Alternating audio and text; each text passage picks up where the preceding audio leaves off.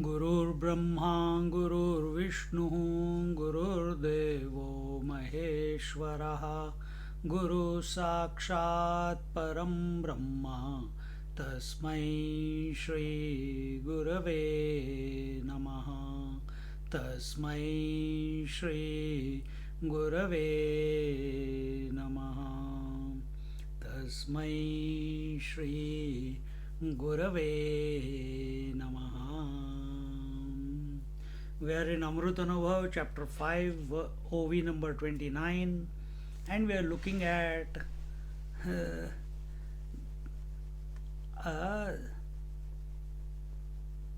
how that one reality in which there are no divisions possible,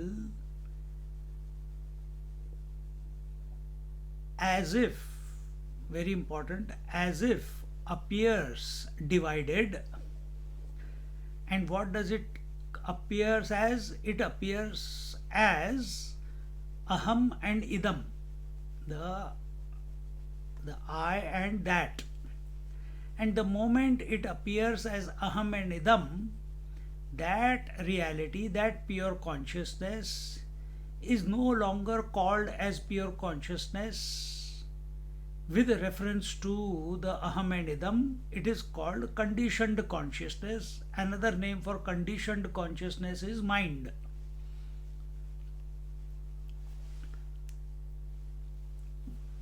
But important point to remember here is, even though this phenomena of conditioned consciousness is taking place as if there is no change in the pure consciousness ever remains the same. It never gets disturbed, it never becomes more, it never becomes less, it never, from its point of view, it never gets divided. Even to call it one is wrong, because it is all that is. And that, don't forget, and that you are in essence. So this obsession, this disposition that I am a person, I am the person with body, I was born, I am going to die, I am seeing, hearing, touching, feeling, tasting, I am thinking, and I am hungry, I am not hungry, I like, I dislike, I am hot, I am cold. All these differences, they are only imaginary from your point of, from whichever angle.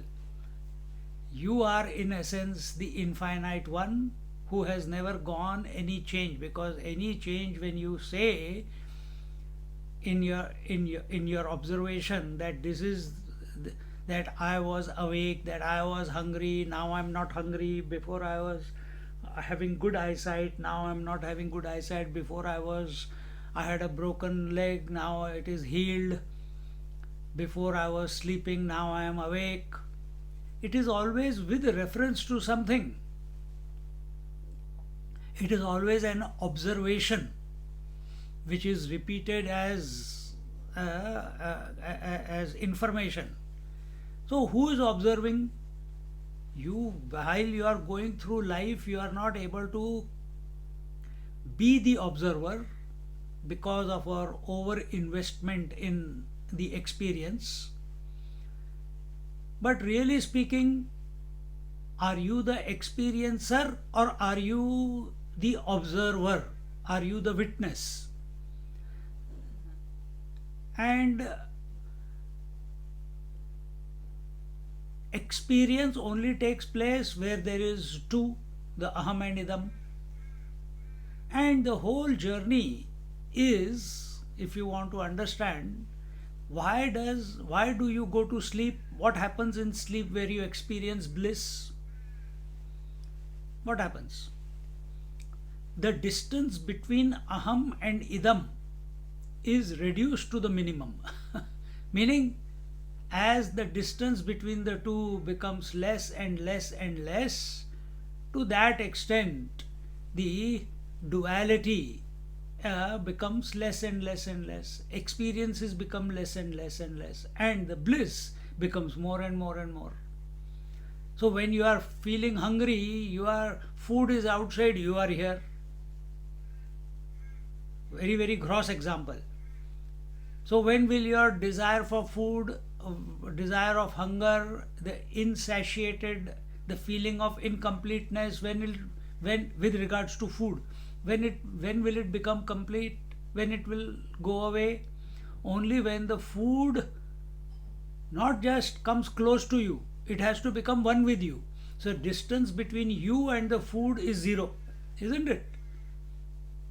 So what do you do for that? Whatever is required. And the moment the food goes onto the tongue, goes inside, hunger is satiated. Same way with the thread. So the distance between the two, when that becomes zero, the bliss ensues. So all our misery, if we or all our individuality, or all our feeling of being conditioned, being limited, is only on account of we maintaining the distance with ourselves, and we maintaining the distance with the self is on account of thought. And thought is not possible outside the mind. Thought is possible only in the mind. And thought by itself cannot exist. It will always exist as the aham, and a thought will always have aham and idam components. Three components: aham, idam, and the instrument. So what happens? In the last week I was explaining to you, just as a thorn, if it goes into your pierces your skin and parks itself inside the skin, maybe a splinter, immediately that part of the skin becomes enlivened. It becomes red. It becomes swollen up. Why? A foreign object has come in, isn't it? And when will it go back normal? Only when that foreign object is removed. Exactly the same way, when a foreign object enters into the mind, immediately the pure consciousness at that particular point where the object has come in, it swells up.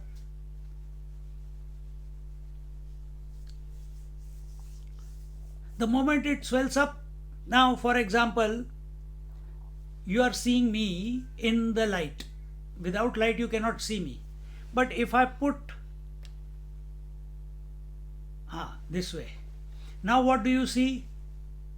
You see there is a more enhanced part here with light, and this part is also seen, but this is more shiny. You understand? So there is a general light and there is a specific light. General light is pure consciousness or mind, and specific light is that consciousness which is now reflecting on the thought or on that object of thought which has been embraced by the mind, or which is corrupting the mind. Just like that thorn came in, it is not the entire blood is interacting with that particular thorn in your splinter in your skin. It is only that area. It is not that the entire body is swollen up. Only that area is swollen up. Exactly the same way. General light is the general. But when a thought enters into the mind engulfs or envelops that particular object, it gets as if this is a picture I'm giving in front of you, it as if swells up. The moment it swells up, the light of consciousness shines more on that particular object.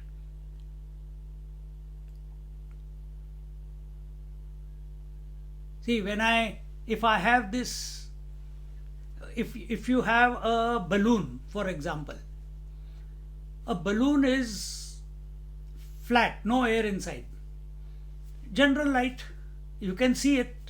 But when you fill it up, it becomes inflated. Now, on that, you can see the reflection of the light depending upon, because the surface has become more expanded. Exactly, something like that happens. There is no perfect answer for it. But so, if this skin is there, if I make my skin more stretched, the surface area increases. On that surface area, as it increases, the reflection becomes more eligible. And exactly the same thing happens in the mind. When the mind stretches to accommodate the object that is being received as a stimuli, the moment it's all happening at the same time, that very moment the consciousness reflects on that particular object which has been received, and that reflected light or reflected consciousness on that particular one object is called Chidabhas. Chit Abhas. Chit is consciousness. And this Chidabhas is not a continuous principle. It comes and goes with every object. And that Chidabhas is called as the I, which comes and goes. And because remember, a thought is not possible without subject, object, and the instrument of knowledge. Three things are required: experiencer, experience, experiencing; knower, known, knowing; seer, seen, seeing; hearer, heard, hearing. So we are going to the basic concept, which is thought. A thought must have these three components: aham vritti, the subject; idam vritti, the object; and the instrument. Here instrument is the mind, because thought is in the mind only. And this Chidabhas keeps, the moment the thought goes away, with that the reflected, once the splinter has been taken out, then the swelling reduces. As the swelling reduces, that very moment the specific reflected consciousness, which was only with reference to that particular object, because of which the consciousness swelled up at that particular moment, that is gone. The moment it is gone, the Chidabhas is also gone. See? And this keeps going. This is going on right now also. It is going on with every thought. Now the question is, which one do you consider yourself? So, are you considering yourself to be the one who is coming and going, or are you considering yourself to be the one in whose light this specific thought with its reflection of the light is coming and going?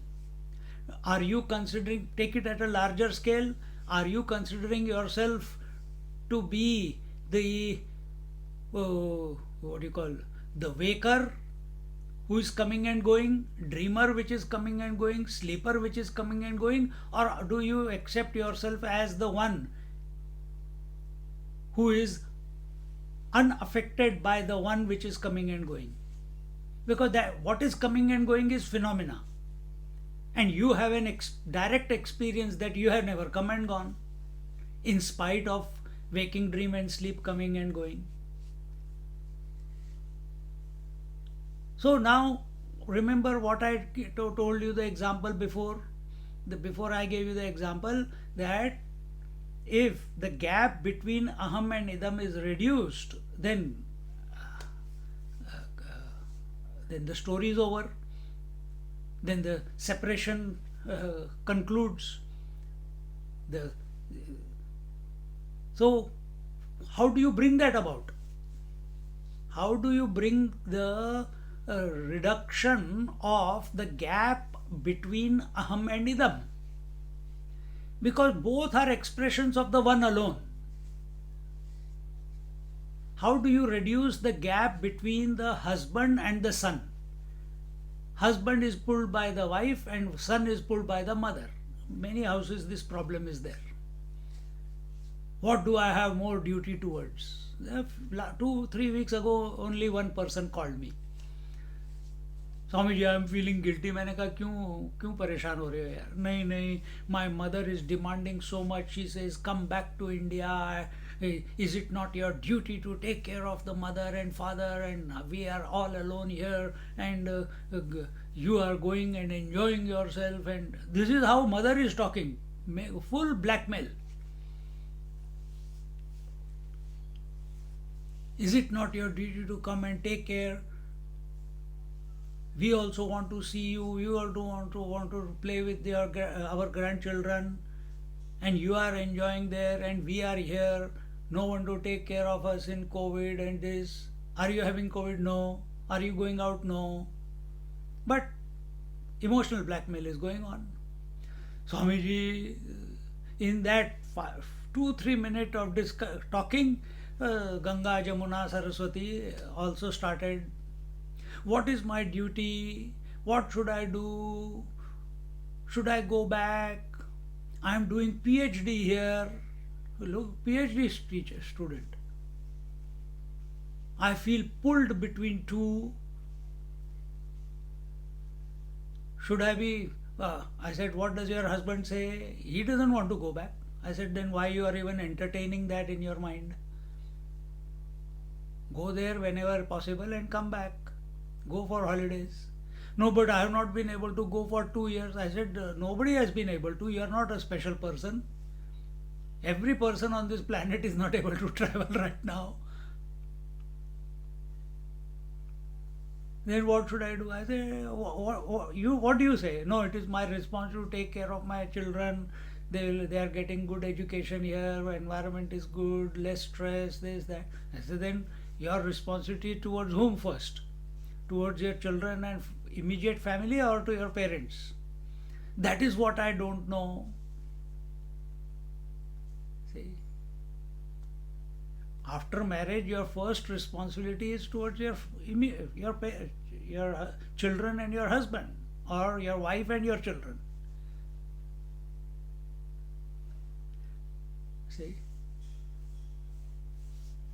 but we allow doubts to enter and then get confused and then become miserable, then become depressed. See? Then what is the way? I said, see, all parents complain like this only. My mother also complains even though I am staying with her. Then what do? Now time has come that the children have to become the parents, because as they get old they become childlike, they become moody, they become more, they need company, this, that. So you understand, so instead of talking like a daughter, you start talking like a mother. And she tried few times, it worked. So instead of getting sucked into that emotional blackmail, she started taking the position that, Mummy, it's okay, everything will be fine. I understand you are saying all this because but it's not possible right now for us to come. But whenever I get the chance, I will be there. You can talk to me every day, this, that, and try to give. The word is santwana. What is the word in English? Console. Like we console a child. If their child falls down, we hit the ground. "Ei, ei, इसने मारा, इसने मारा." वैसे अपने parents को. And slowly, slowly things turn around. Now there is no drama. So you are matured, you are grown up, you follow, watch the pattern. Pattern is that waking, dream, deep sleep, aham, idam are phenomena. So why do you take phenomena to be real and become miserable? That will be, we call ourselves intelligent, so we have to take that position. Then intelligence tells us that which is coming and going is phenomena, so don't get sucked into it. Be the witness of the phenomena. And once we take the position of being the witness, straight away we have risen above the phenomena. We are not saying stop the phenomena. We have risen above the phenomena. It is your light. It is this light only which is illuminating this whole form. But when I put this, it is the same light which is now, you can see the general light also, and now you can see the specific light also. Exactly the same way happens with regards to thought, idam in the mind. The moment idam it comes into the mind envelops. The moment it envelops the general consciousness, some part of it, wherever that foreign object is, there it reflects more, and that is called as Chidabhas. It's a phenomena. When that object goes away, when that thought goes away, immediately the Chidabhas also goes away, because there is no swelling on which to reflect. See? Husband cannot reflect if there is no wife. Man is the general, husband is the specific. But why did husband come? Because of the corruption of wife thought. So whether it comes as a thought, whether it comes as a person, immediately the husband will come out. You got no choice. Now the choice is to be the husband or to be the witness of that drama that is going on.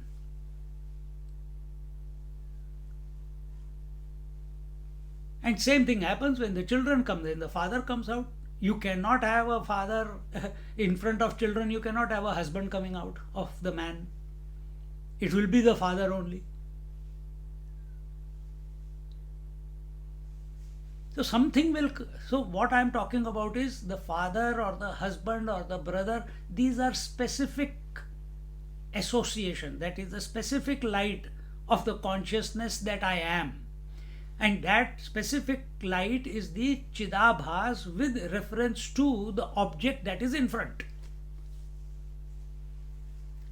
Waker is the specific Chidabhas with respect to the waking experience. Now I am taking the waking experience and as the one unit. I am not talking about the multiplicity in the waking experience. So dreamer is the Chidabhas with respect to the dream experience, the dream object. Then that gets the total experience, we are calling it.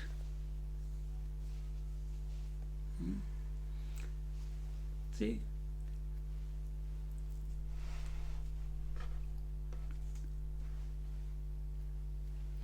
So here, every thought has an index. We are on page 306. Therefore, it is the consciousness which is illuminating the knowledge in the mind in one place as aham vritti and in another as idam vritti. So it is the pure consciousness, just as I explained to you last week, just as Paramatma, Parabrahma, Paramatma alone is expressing as Ishwar and Prakriti, exactly the same way. Can he stop from not expressing as Ishwar and Prakriti? No, that is the phenomena. Can the sun stop the day and night to express? No. Can the sun stop the expression of heat and light? Not possible. Exactly the same way, Parabrahma Paramatma also cannot stop. This is the Ishwar Advayavad. He cannot stop the phenomena of Ishwar and Shakti, Shiva and Shakti. It is happening. Now you observe that in yourself. Now you call it Shiva Shakti or you call it Aham and Idam. It's up to you. It's the one and the same.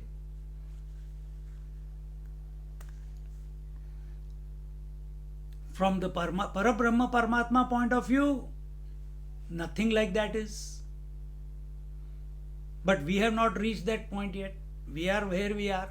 So because we feel we are independent, individual, we are born, we are seeking. So this whole explanation is for us, not for the Paramatma. Every thought has an independent existence. There is no relationship from one thought to the next.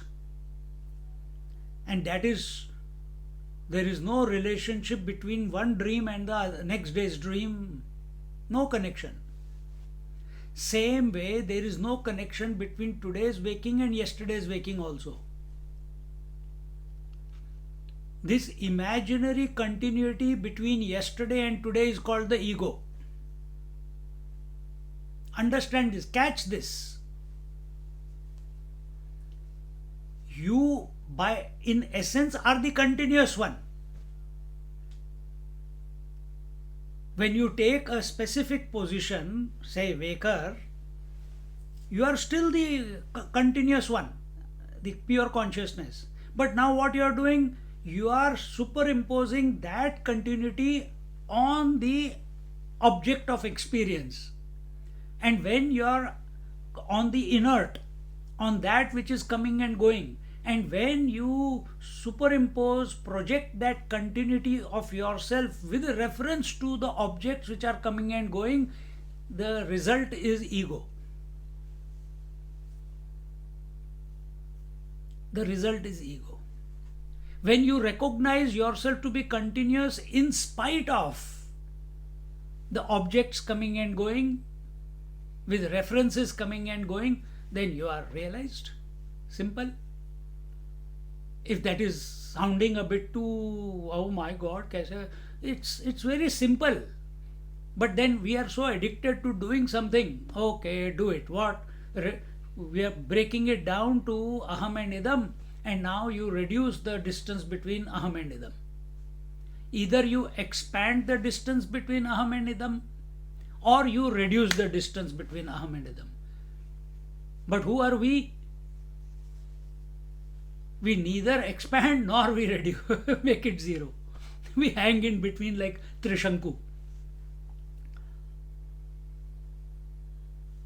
The mind in its womb takes the shape of an object, and this is called vritti or thought. I have already told you. This vritti is further illumined by the inherent potentiality called as consciousness or jnana shakti. This limited consciousness with reference to a particular vritti is called chidabhas. So the conditioned consciousness, this mind, is called the jnana shakti. It is jnana sarup. So where is, again, another one more distinction. What is the distinction? Object can come only in the mind. If we divide the mind into mana and buddhi, the introduction of an object, the envelopment of an object is done by the mind. And what does intellect do? Intellect is where the chidabhas is, the I thought is, which reflects on that particular swollen up consciousness with reference to the object. So consciousness is mind also, consciousness is intellect also. The one consciousness alone is becoming aham and idam, but aham happens in intellect, idam happens in mind. Functional difference. Idam is the thought, The aham is the illuminator of the thought. See, if the sunlight does not reflect on the objects of the world, you cannot see the world. It will be pitch dark. See, this limited consciousness with reference to a particular vritti is called Chidabhas. In the light of the Chidabhas, the knowledge takes place that I know this is a picture, temple, etc. So again, one Chidabhas reflecting one object, then it's over. I know Usha, thought over. I know Ravi, thought over. Or I see, or I hear, or I interact with, whatever the knowledge is. But it's over. I see myself. Reflection only, not the real one. And I'm seeing again and again and again and again. If I keep saying, oh, I am me, I am me, I am me, but I'm pointing that way, I'll never be me. And this is what we are doing with reference to with reference to thoughts. With reference to thoughts, we are defining ourselves. With reference to reflection, I am defining, hey, I am me, that's me, that's me. No, that's not you. This is you. That is only a reflection. So, I am the husband. No, the husband is a reflection. I am a son. No, that son is a reflection with reference to mother or parents, and so on. You are not that one, because that is coming and going. That is only a reflection. So all you have to do is understand this. Nothing needs to be done. There is no kriya here. Only understanding. Just let it gel. And this is called the trap of the mind. We keep going round and round and round and round. Why? We have given value to the objects. We are accepted ourselves with reference to the objects. In deep sleep, there is no reference. Well, there is no reference of an object, but there the object is absence. We have called that there is an object called absence. Absence करके कोई चीज नहीं होती. There is nothing called nothing. Nothing cannot be an object. Void cannot be an object. Emptiness cannot be an object.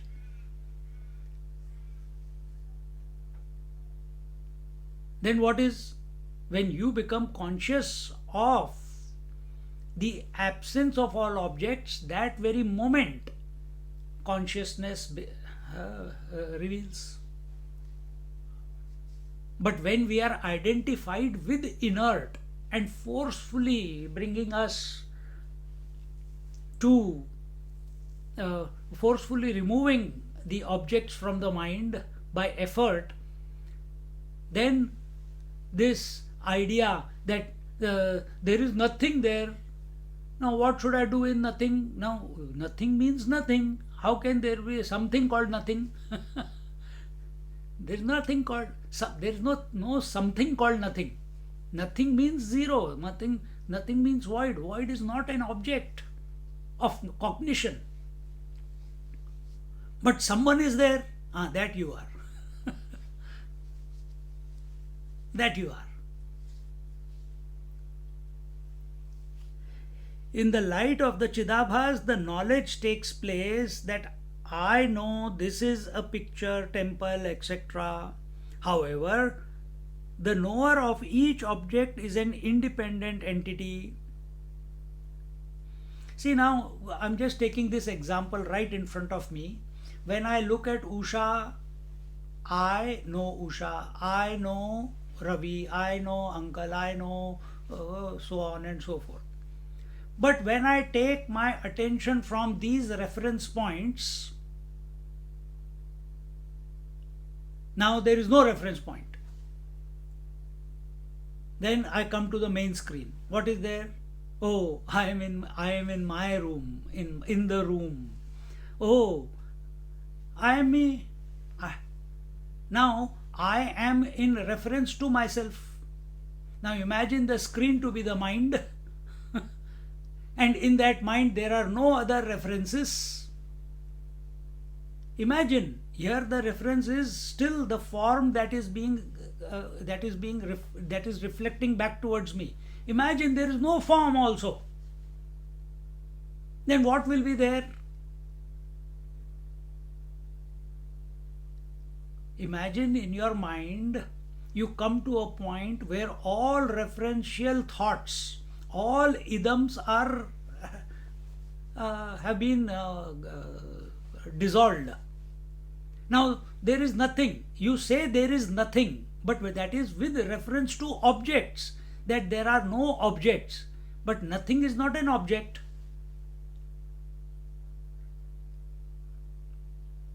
Then what is left behind? You are left behind.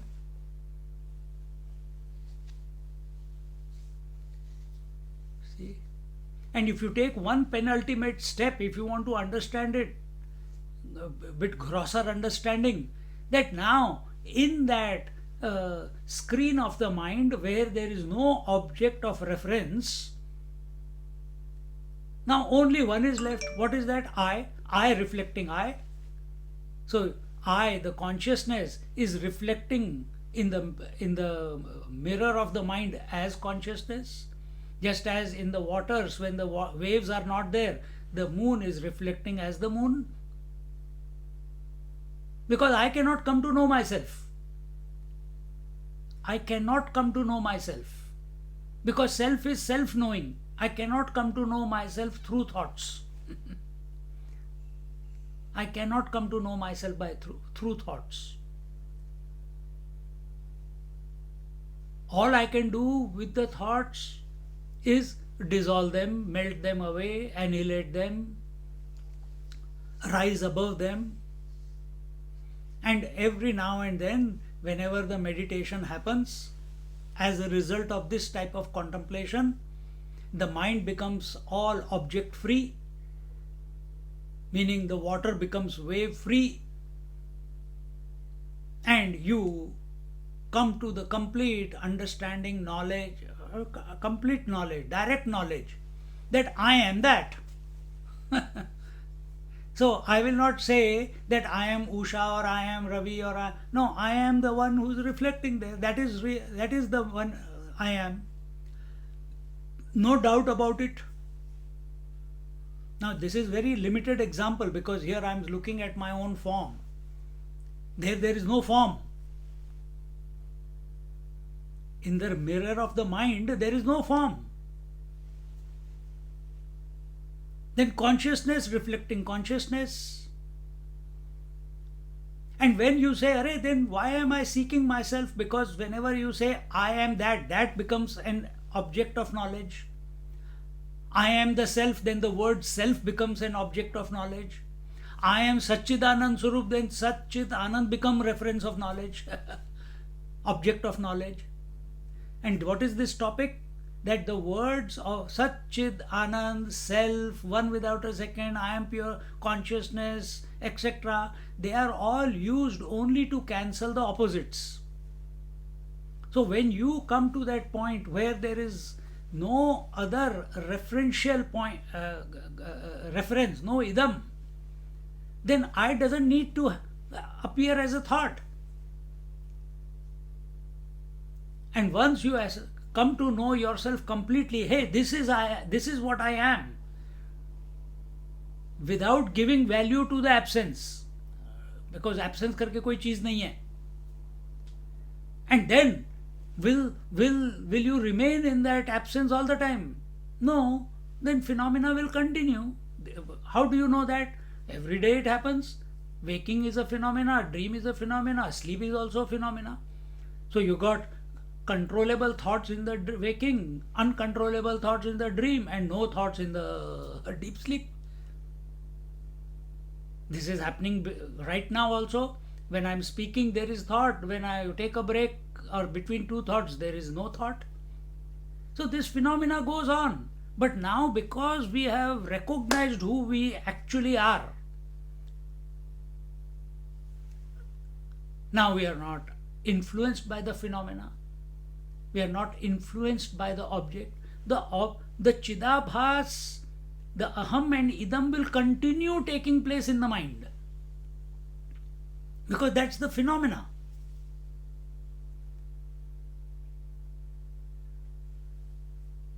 But you are not succumbing to that, you are not accepting, you are not available to it only. And this is called seeing without seeing. This is called hearing without hearing. This is called experiencing without experiencing. This is how the Mahatmas live. See? So they are not stopping the aham idam interaction. That is a phenomena. They are not seeing the continuity take there. You have accepted yourself as the continuous one. That I was there yesterday, I am here today. I am the same one today. Mahatmas don't think of themselves in that manner with reference to body, with reference to objects. You're understanding what I'm saying? Now this fine dissection, either you do it through Vaikhari. Remember when I was talking to you about aham and idam, the distance between aham and idam has to be reduced. They have to merge into each other, or they have to go so far apart that they can never come together. So you bring them together. How? Vaikhari madhyama mashyanti para. In Vaikhari, the object of the thought and the thought of the object is separate. The thought is in the mind, the object is outside. In Vaikhari Madhyama, in Madhyama, the thought is also in the mind, the object is also in the mind. Reducing, distance is reducing. In the Pashyanti, it's only in the seed form, it has not even become a cognizable object. And if you don't fall into sleep in that state, then you are in para. You are the source. So what is happening?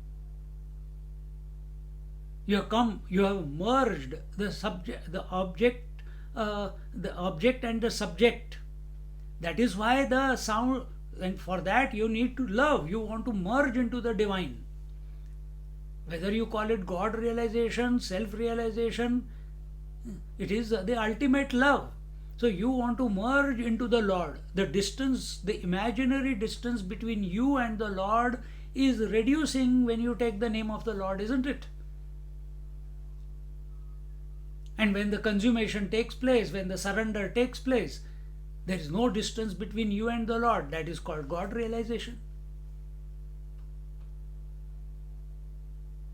And that is what is being attempted if you take Sri Ram, Jai Ram, Jai Jai Ram. If you take Om, the same thing. From gross to subtle to causal to transcendental.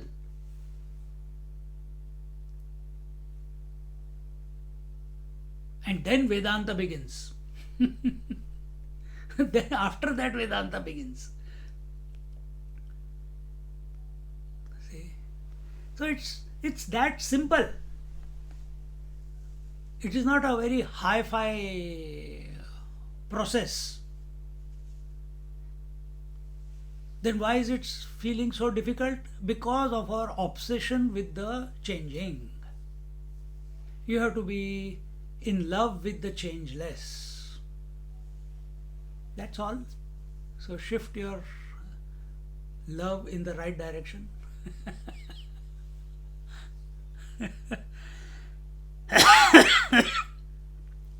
However, the knower of each object is an independent entity, so also the Chidabhas is different from vritti to vritti. From thought to thought, the Chidabhas is different.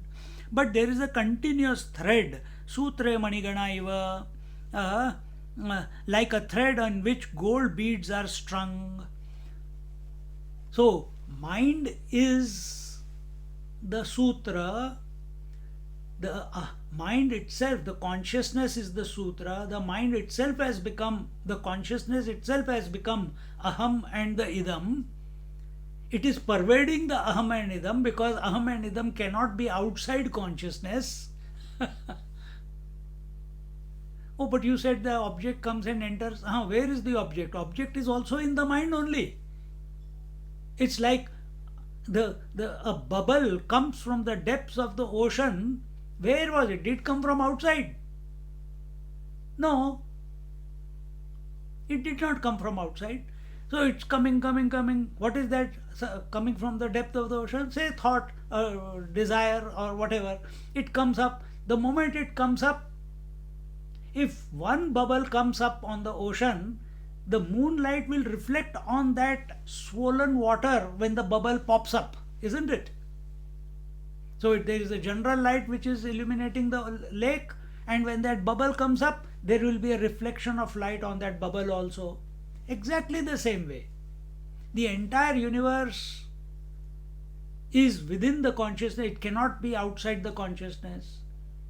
And whenever an object is perceived or is accepted in the mind, or it makes itself available, at that very moment, the light of consciousness, there only it gets reflected. Now there, when I say the light gets reflected, now here, before in example, the moon was separate, the ocean, water was separate. But here there is no separation. Everything is one. Everything is one.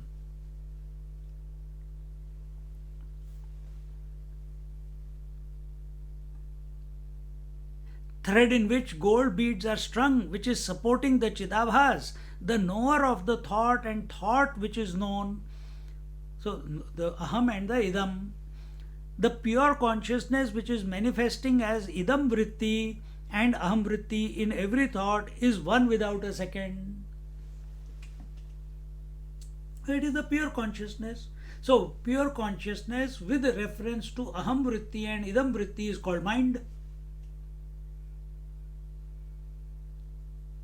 Man which is continuous with reference to wife is called the husband, who comes and goes. With reference to children is called father, comes and goes. Man doesn't come and go. Man continues to be the same.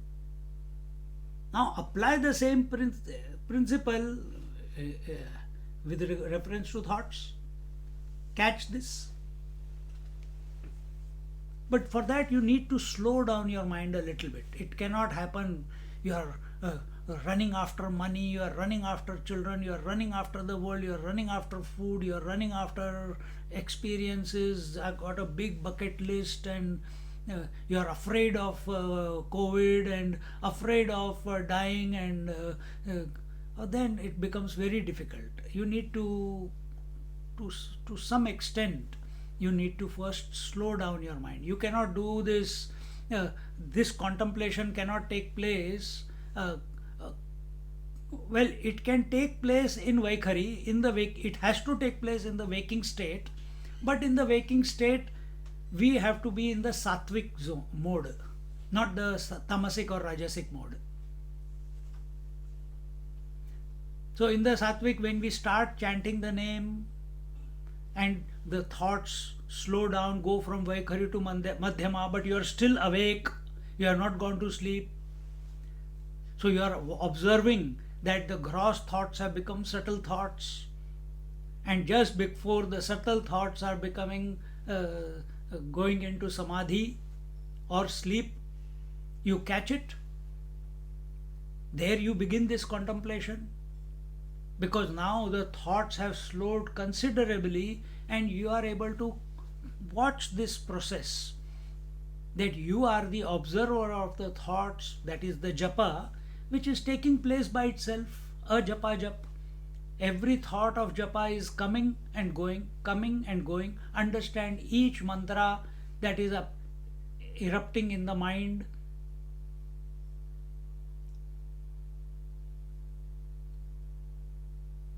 Cannot be, the idam is there, idam is the thought of the object, and are you knowing it? Yes. Are you going away with it? When the japa jap is going on, when the mantra is by itself coming up and itself going away, are you going away with it? No.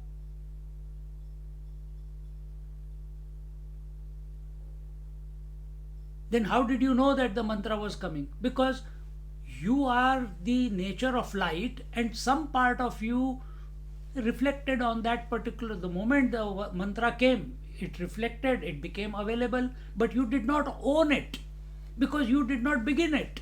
A japa jap is where there is no ownership. You did not begin it. It came, you observe, you are the witness of observing that the mantra is coming, mantra is staying, mantra is going away. Vaikhari, it was not like that. You were taking the mantra, chanting the mantra. So when you come to this realization, then you start dissecting. You cannot do it when you are totally identified with the japa. See? So that time, which one are you? Are you the one what position are we taking? I am chanting japa. You cannot say that because you are not initiating the japa. It is taking place by itself in the mind. The coming and going of the mantra in the mind is taking place without your efforts, without your will, without your desire. Now, instead of, oh, I am going crazy, no. That time you bring this point in, this particular verse. Think in this manner. Then who am I? Oh, I am the continuous, I am the moment you shift your attention to the who am I, that time the japa will stop.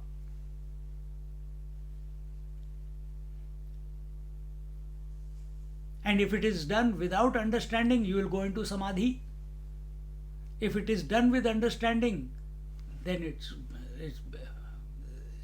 good. Then you will not lose the plot. Then you will not depend upon some certain condition in order to be in samadhi. Then you will be in samadhi naturally all the time. If you understand what we have contemplated in last class and this class. Nothing needs to be done. Nothing needs to change. Eating, sleeping, waking, fighting, arguing, working, everything must continue. Only your position has to change. That's all. Only your position has to change. In Panchadashi, same thing was told. Gaunatma, Mithyatma, Mukhyatma. Here it is more, that was a general idea that was given. Here it is more dissected. The intricacies are told, how a thought is formed. That you are not the reflection with reference to a thought, you are the continuous one in whose light, in whose borrowed light, the thought is appearing and disappearing. Just like in the light of the eyes, so many objects are coming and going, forms are coming, forms are going. Eye is not affected, is it? Is the eye affected? No. Eye remains the same. The vision remains the same. So many forms and colors come and go, right now also. Ears remain the same. So many words are coming and going. Ears are not changing. Now take the same example back. The self is not the I, the changeless I, the I without the thought, the pure consciousness is changeless. But it is not interfering with coming and going of the thoughts. Let them come and go.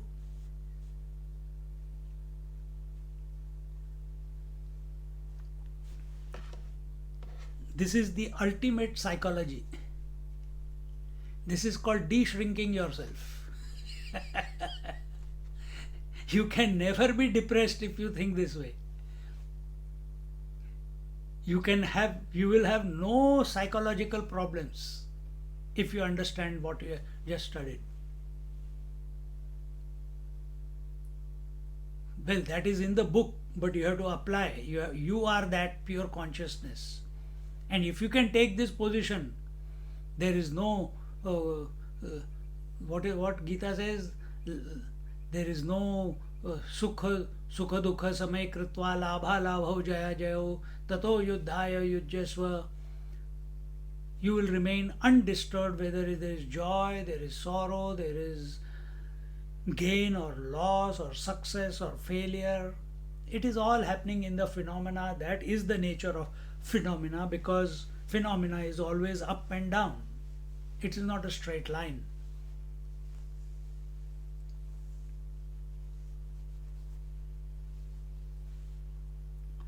Undivided mind is pure consciousness.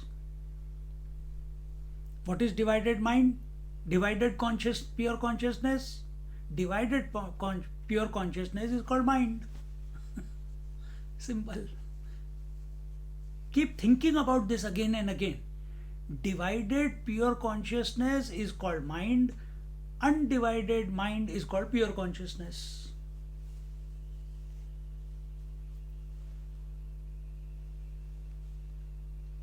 The divided consciousness is the divided consciousness is called the mind, and the divisions are jada, inert, and chetana, sentient. And what is the division? Division is between chaitanya vastu and the jada vastu. Jada is the inert. What is the inert? The object. The idam is the inert.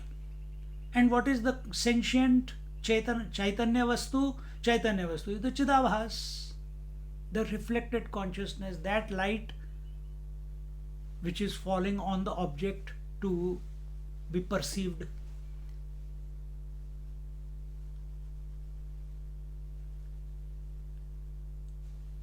So these two are phenomena, and both are inert. Don't think Chaitanya Vastu is the reflected one. The Chidabhas is also coming and going, so it is inert. It is not continuous. If that Chidabhas is considered as continuous, if that Chidabhas is accepted to be continuous, that is the Jivatma or the individuality.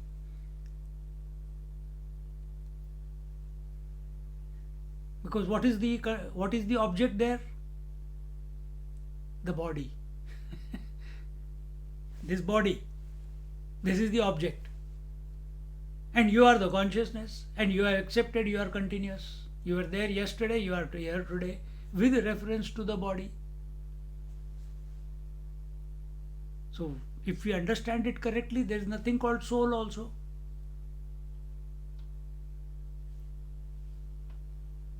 There is only pure consciousness.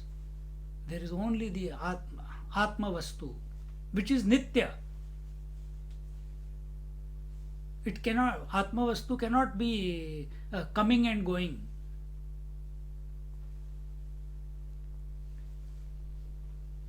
When the differentiation, the distance between the two is destroyed, there remains only this state of pure absolute consciousness, where there is no impurity of knower known, bheda, where there is nothing other than consciousness. So I gave you the same point. Either the aham and idam merge into each other, or they separate. What is separation of aham and idam? It is called neti neti. That is how Shankaracharya begins. In Ishwar Advayavad, we don't accept neti neti. It's all samanvaya, it's all anvaya, all is one.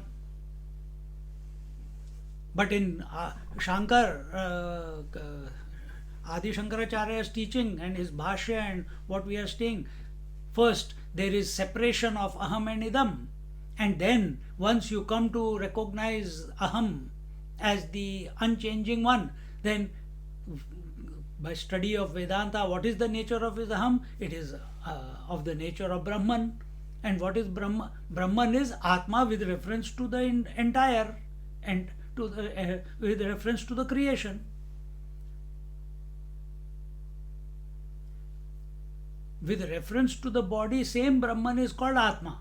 With reference to the totality, it is called Brahman. Well, with totality you can call it Ishvara, frankly. But again, Ishvara is Brahman with reference to his Shakti is called Ishvara. But when there is no reference point, then what is there? That is Brahman, the all-inclusive principle. With respect to the body, what is the all-inclusive principle? Oh, it is the Atma. Oh, but I don't know, how can I be the Atma and I am including the body? Okay, start separating the body. That you are not the body, you are not the breath, you are not the mind, you are not the intellect. Come to the Atma. Then there is a possibility, a different approach. But conclusion is the same, that I, the pure consciousness, is one without a second. It's all inclusive. There is nothing apart from the pure consciousness. In that pure consciousness, aham and idam are only imagined, that the phenomena. And Ishvara Dvayavad accepts this phenomena also as the eternal principle. But phenomena is it's beginningless, but it concludes. It can conclude.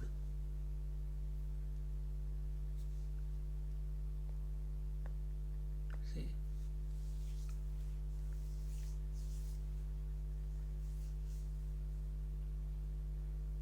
Because the nature of the phenomena is what? If you take it total picture, manifestation and unmanifestation. When we call conclude means unmanifestation of the phenomena. Appearance and disappearance. That is the phenomena. And that is the nature. That is the nature of the in Ishvara Dvayavad, that is the nature of the Paramatman, Paramashiva. Sometimes that Paramashiva expresses as Shiva Shakti. Shiva remains the same. Shakti sometimes appears, sometimes disappears, sometimes manifests, sometimes unmanifests. And with reference to manifestation, whatever the Shakti has manifested as, her first manifestation is Sattva Rajas Tamas. Again, with reference to Sattva Rajas Tamas, Ishvara with reference to Sattva is called Vishnu, Ishvara with reference to Rajas is called Brahma, Ishvara with reference to Tamas is called Rudra or Shiva. So it's all with reference to, but he is one always. He doesn't change. It's the Shakti which is changing. And that Shakti is inseparable from the Shiva. When she merges back, which is called Mahapralaya, when she merges back, then Shiva is no longer Shiva because there is no reference point. Then he is Paramashiva. And Shiva knows this all the time. Shiva knows this all the time. Do you know it all the time? Come to know. Simple as that. So just as that one became two, Shiva and Shakti, same way you, the pure consciousness, alone became the Aham Vritti and the Idam Vritti.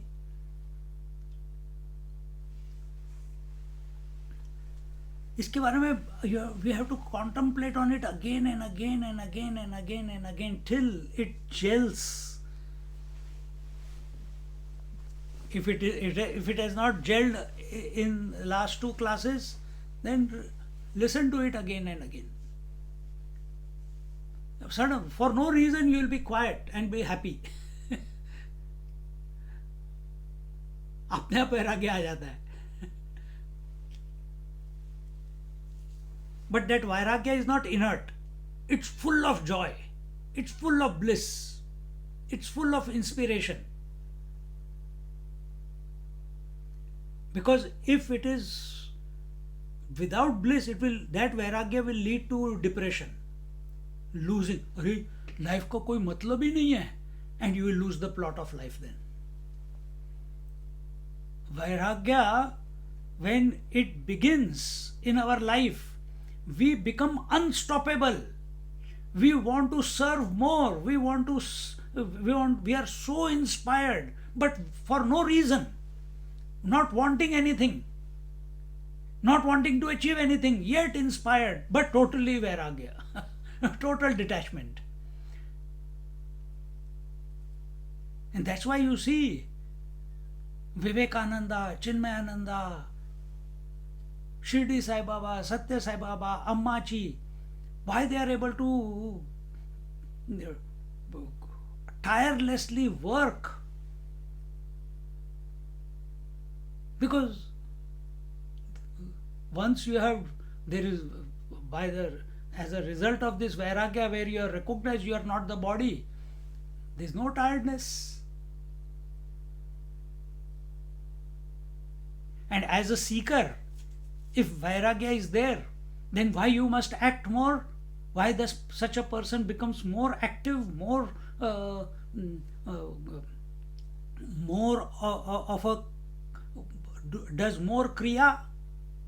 Kriya can be not only the pranayam or the japa, but also out there in the world, whatever is required to be done, he will never shy away from it. Why? Because as a seeker, he recognizes that only by performing kriya, purification can come about. Because he is a seeker. He is not becoming a karma. He is not doing karma. He is performing, he is allowing the kriya to be performed.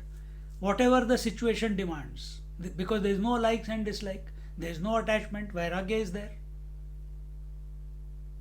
So he becomes, from morning till evening, he will be involved in something. It's not necessarily only physically. Sometimes physical, sometimes mental, sometimes contemplating, sometimes whatever is required to be done. But without expectation, because vairagya, it has clicked to him. And this understanding is there, that the more activity takes place, more purification, the more what you call non-result oriented activity takes place. Without an element of what is in it for me. Such activity. It's purificatory. It's purificatory. Are you listening to me because you want to please me?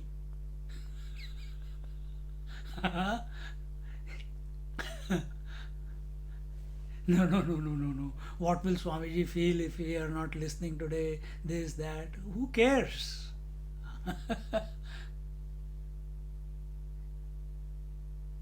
So, if you are coming because something needs to be done, it is a good thing, it is positive, it is a reflection on the infinite. It's not person oriented. If you have come for self orientation, then it's so good. Then you will listen to more, then you will contemplate more, then you will do japa more. See?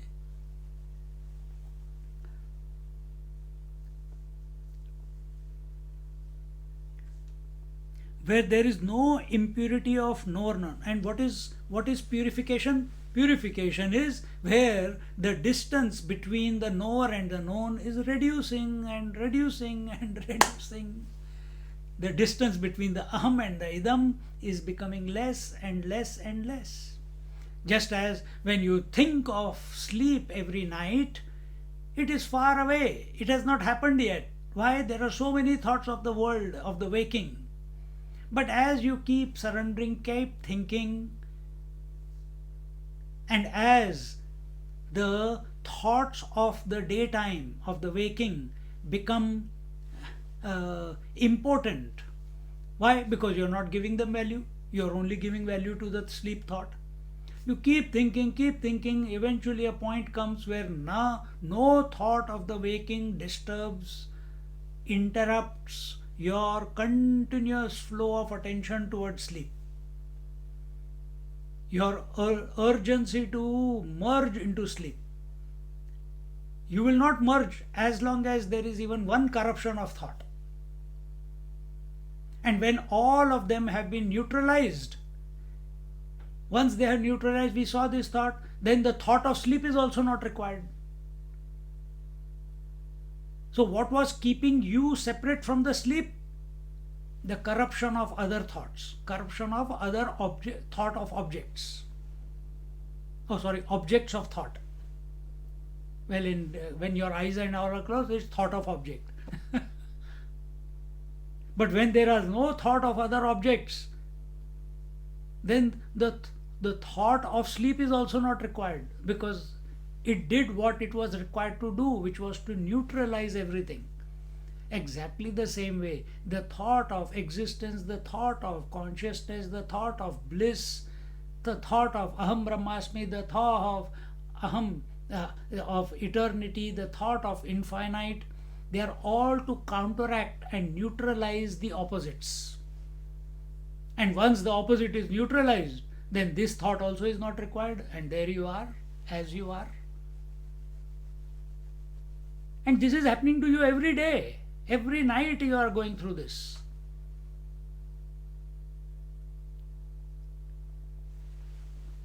Catch it at that point. Oh, I do, but before I can think about it, sleep comes. Oh, good. So then what is required? You need to do the Vaikhari Madhyama. Pashyanti is deep sleep. When you are remaining in the waking state, continuously chanting, gross or subtle, then it is possible to bypass sleep. Then it is possible to catch that point when every night, out of tiredness, when the sleep comes, that moment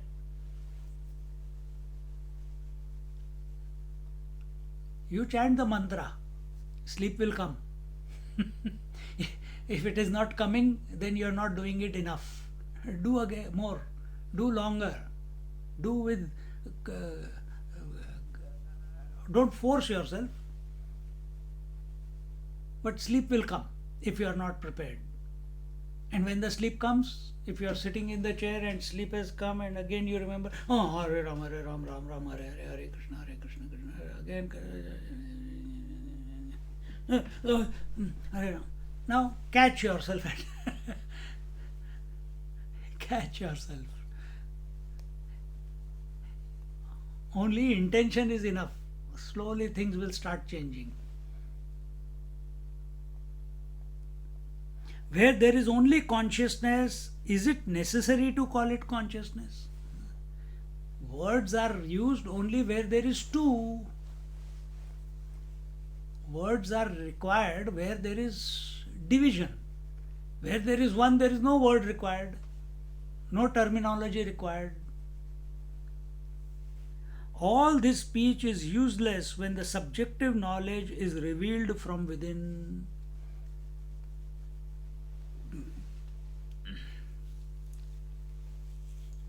Sleep does not come from outside. Where does it come from? Inquire. If you inquire where the sleep comes from, you will realize.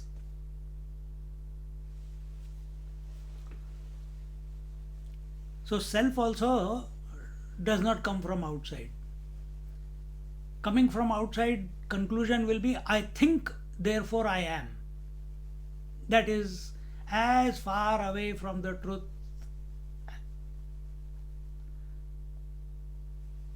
That is not the reality. I think, therefore I am is not the reality. This is the Western psychology. This is the Charvak philosophy. That is the objective approach to the subject matter. And that's what material science is.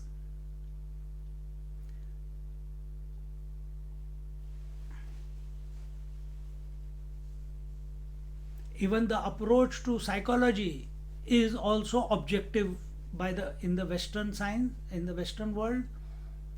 Even the approach to psychology is not subjective. They call subjective as the mind, as the subjective. We don't call mind as the subject. We call the aham. The pure consciousness is the ultimate subject. We have clearly demarcated that there is only one, that one then is appearing as two, because that is the phenomena. And the one who is having all the problems is the phenomena. So which means there is no problem only in the first place. So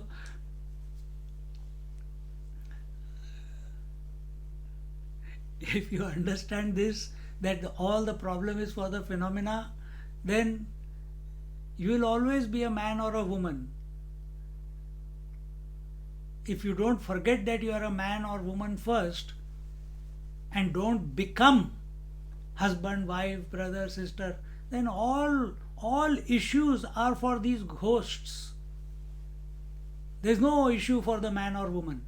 All issues are for the personality that is expressing with reference to something.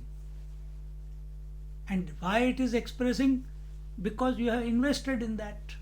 I am the wife first, then the woman. I am the husband first, then the man. Then suffer.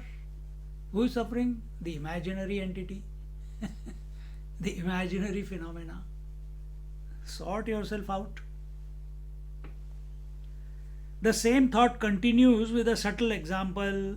Need prabodha chathai nase taise zaganehi te vichin matra chima kai chin matri iye. As there is no sleep in waking, so also there is no waking as well. Similarly, in pure consciousness, how can there be consciousness? This is coming to the same point which I was making. There is nothing called absence or void or nothingness. Same point is there.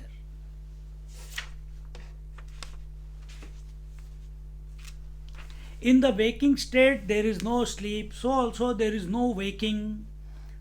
The most common mistake is A, to take only the waking state as the total life, which means that one tries to understand the truth with reference to only 1/3 of the total existence or the total experience. What is your total experience?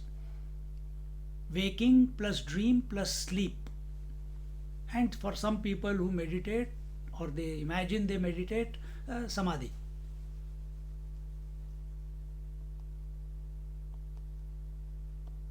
But what are we living?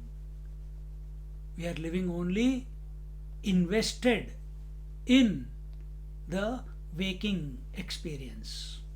So we are living only 1/3 of our total experience. Be in the waking state to consider only the waker as real and the waking world as illusion is the second mistake we make. So I am awake, I am real, I am consciousness, and everything else is inert. This is initially we begin that way, yes. But Ishwar Advaivad, remember, everything is inclusive. So you have to discover a way by which that you are also of the nature of that pure consciousness, and the world of names and forms is also none other than that infinite reality.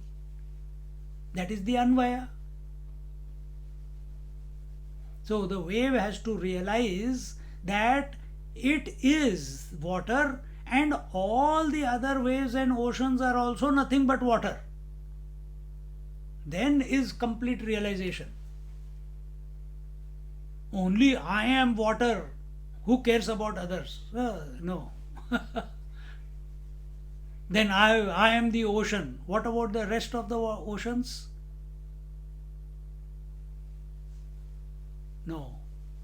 I am water, and all other oceans and waves are also nothing but water. I am of the nature of pure consciousness.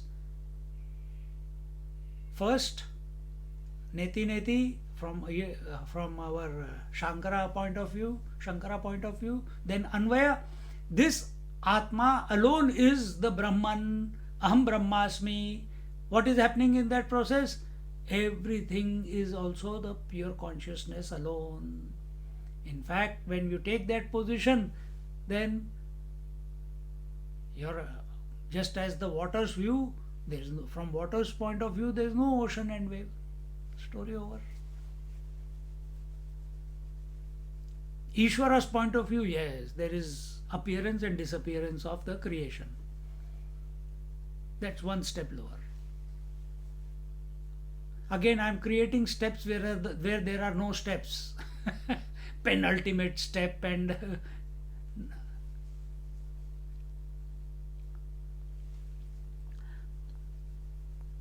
so first mistake we are making is we are seeing continuity only in the waking state of the I. We are not seeing the continuity that this is the I is the same, is the eternal witness, is the unchanging one who's observing the coming and going of all the wakers, dreamers and sleepers. But instead we have got identified with the waking body and considered ourselves to be the waker as the reality and not as the dreamer and the sleeper, that we are not there, that they are worthy of rejection. No, equally the waker is also worthy of rejection. If you want to realize yourself, waker is equally worthy of rejection. Rejection means what? It must have the same status of reality. The waker must have the same status of reality as is being appropriated to the dreamer. If you are not taking the dreamer to be real, then you must not take waker to be real. It all boils down to the same. If you are not taking, as we said, Chidabhas, reflected consciousness comes and goes with every object in the mind. So that which comes and goes is not real, it is inert. If waker is coming and going, how can that be real? It is also inert. It is a phenomena. So recognize this and be the unchanging one. And the second one is that so first mistake was that was taking the total. Now coming to the individual waking state, in the waking state to consider only the waker as the conscious, pure consciousness, and not considering the world, the Jagat, to be pure consciousness is the second mistake we make. Brahmatmaikya Bodh, Brahma and Atma are one. This Bodh will only come about. It is your natural state, but it will only come about when this second point is taken into consideration, and second consideration will come only when first is considered.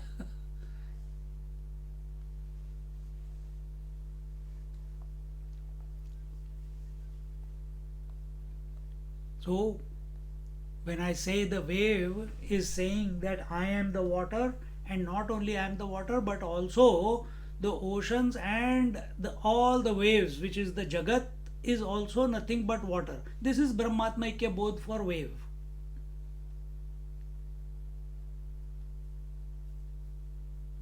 So what is ocean for the wave? It is the Lord.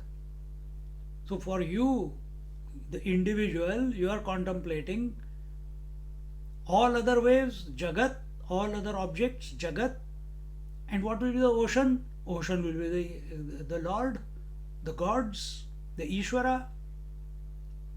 All this is nothing but one. That will be Brahmatma Aikya Bodha. And this cannot be recognized by remaining as an individual. This cannot be recognized by remaining as as totality. This can only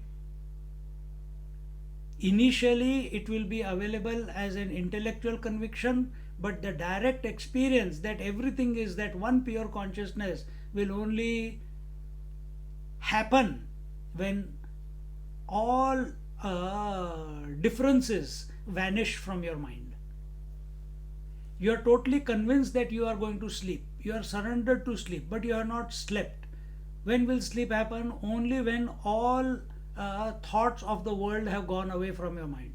When will all thoughts will go away from your mind? Only when you are totally, directly, without any distraction, focused on sleep. How long you have to think of sleep?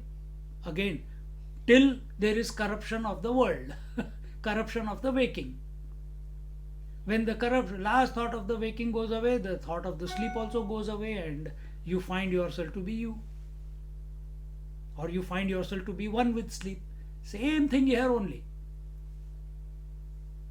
How long you have to think of the self? How long you have to think in this manner?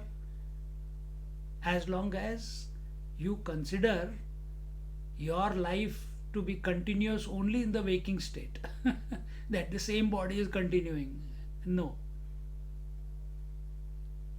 Then first resolve that. Then second resolution required is that the objects I have come to. Samadhi means I have come to know that I am Atma.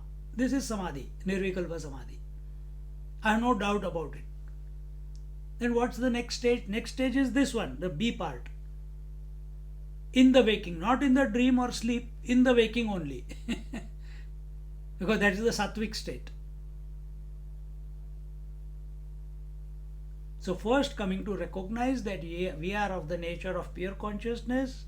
Second part, and that is only possible when you transcend the waking, dream and deep sleep. Then it is possible. And that is the Turiya. How you are doing it? Vaikari Madhyama Pashyanti Para. Then the second aspect, which you are already being exposed to, you are exposing your mind to that, what is the next step. So hopefully, instead, when the para comes, instead of going into samadhi, you are one with yourself straight away. You don't have to go into samadhi, come out of samadhi, not necessary. If it happens, it's okay, but the knowledge that you are the continuous one, you are one, all that there is, that will not get corrupted then. Because samadhi is only for the intellect. Savikalpa samadhi is for the mind. Nirvikalpa samadhi is for the intellect. And who are you? Beyond the mind and intellect. See how everything keeps connecting. There is no excuse for us to accept ourselves anything less than the infinite one. Because there is no data which can prove that we are the limited. There is no data. And you have seen from beginning till now.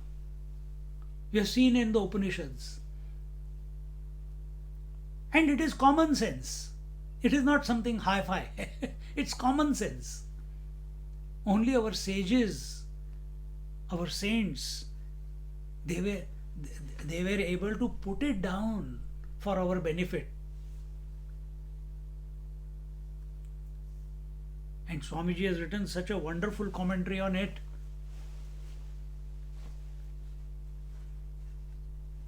It's like icing on the cake, you know.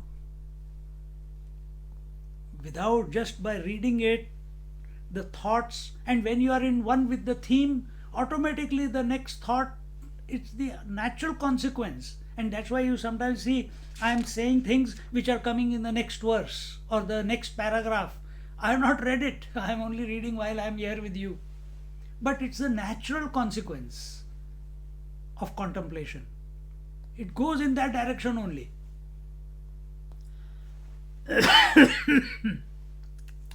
In reality, the waker is equally an illusion, because the waking state as a whole is an illusion as much as the dream is an illusion. So, welcome to the illusion of studying Amrit Anubhav. Don't become too serious, but be sincere in being the self. Om Purnamada Purnamidam Purnat Purnamudachyate Purnasya Purnamadaya Purnamevavashishyate. Om Shanti Shanti Shanti. Harihi Om. Shri Gurubhyo Namaha. Harihi Om.